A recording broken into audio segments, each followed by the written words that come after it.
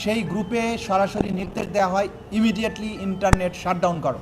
সাবেক আইসিটি প্রতিমন্ত্রী জোনায়েদ আহমেদ পলক সে অনেক তথ্য আমাদেরকে দিয়েছে, যেগুলোর ব্যাপারে আমরা তার নিজের কাছ থেকে যেমন পেয়েছি, পাশাপাশি অন্যান্য সোর্স থেকেও যেটা পেয়েছি, যে জুলাই আগস্টের এই অভ্যুত্থান চলাকালীন সময়ে ইন্টারনেট বন্ধের যে নাটক করা হয়েছিল সেটি কোনো দুর্ঘটনা ছিল না।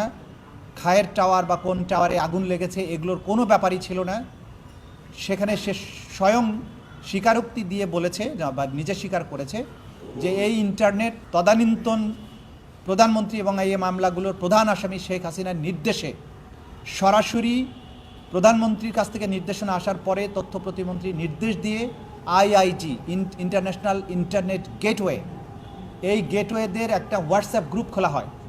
সেই গ্রুপে সরাসরি নির্দেশ দেওয়া হয় ইমিডিয়েটলি ইন্টারনেট শাটডাউন করো, এবং তাদেরকে এটা এনশিওর করতে বলা হয় যে করার পরে আবার জানাও যে ইট ইজ ডান। এই তথ্যগুলো আমরা বিভিন্ন সোর্স থেকে পেয়েছি, সেগুলো যাচাই বাছাইয়ের জন্য সেই সংশ্লিষ্ট আসামিকে আমরা জিজ্ঞাসাবাদ করেছি, তিনি এটা সত্যায়ন করেছেন। সুতরাং ইন্টারনেট বন্ধের মাধ্যমে জুলাই আগস্টের সংগঠিত গণহত্যাকে গোটা দুনিয়ার কাছ থেকে আড়াল করার যে আড়াল যে করা হয়েছে, এবং এটার ব্যাপারে যে মিথ্যা অজুহাত দেওয়া হয়েছে যে ইন্টারনেট কেবল লাইন পুড়ে গিয়েছিল, এটা হয়েছিল সেটা হয়েছিল, সর্বৈবভাবে মিথ্যা।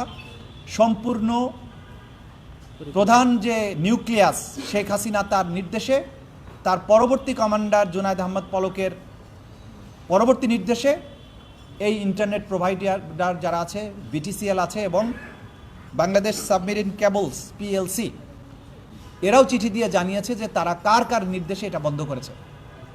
সুতরাং এই রাষ্ট্রীয় সংস্থাগুলোকে বাধ্য করে তদানীন্তন ক্ষমতাশালীরা, এই আসামিরা বাংলাদেশের ইন্টারনেট শাটডাউন করেছিল এবং এই গণহত্যাকে এক্সপেডাইট করেছিল।